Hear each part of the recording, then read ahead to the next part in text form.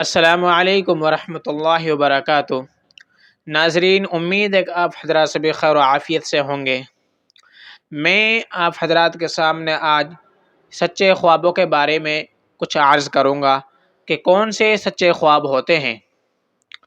تو دیکھیے، نبی اکرم صلی اللہ تعالی علیہ وسلم نے ارشاد فرمایا ہے، جن خوابوں میں یہ 3 نشانیاں پائی جاتی ہیں وہ اکثر عام طور پر سچے خواب ہوتے ہیں۔ تو پہلی نشانی اللہ کے رسول نبی اکرم صلی اللہ تعالی علیہ وسلم نے ارشاد فرمائی ہے کہ سچے لوگوں کا خواب سچا ہوتا ہے۔ اور سچا کون ہوتا ہے؟ جو لوگوں کے درمیان سچا ہو، یعنی جھوٹ نہیں بولتا، اسی طرح کسی کو دھوکہ نہیں دیتا اور اپنے تمام معاملات میں سچا ہو اور حق اور باطل میں فرق رکھتا ہو، تو وہ شخص سچا کہلاتا ہے۔ تو اس کے اکثر خواب عام طور پر سچے ہوتے ہیں۔ دوسری نشانی اللہ کے رسول نبی اکرم صلی اللہ تعالی علیہ وسلم نے ارشاد فرمائی ہے، وہ ہے صبح صادق کے وقت کا جو خواب ہوتا ہے وہ عام طور پر اکثر خواب سچے ہوتے ہیں۔ اب صبح صادق کا وقت کب شروع ہوتا ہے؟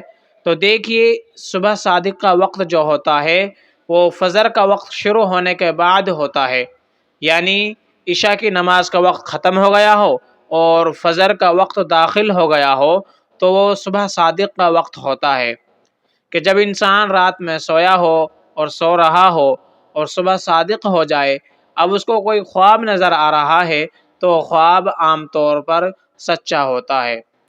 تیسری نشانی اللہ کے رسول نبی اکرم صلی اللہ تعالی علیہ وسلم نے جو ارشاد فرمائی ہے وہ یہ ہے کہ قیامت کے قریب خواب سچے ہوں گے، یعنی نبی اکرم صلی اللہ تعالی علیہ وسلم نے ارشاد فرمایا ہے آخر زمانے میں مومن کا خواب سچا ہوگا، یعنی جب قیامت کی علامتیں ظاہر ہو جائیں گی، اسی طرح قیامت کی نشانیاں ظاہر ہو جائیں گی، تو اس وقت جو خواب ہوا کریں گے وہ سچے ہوا کریں گے۔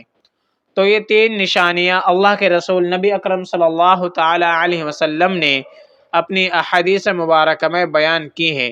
سچے خواب ہونے کی یہ 3 علامتیں اور 3 نشانیاں ہیں۔ السلام علیکم ورحمۃ اللہ وبرکاتہ۔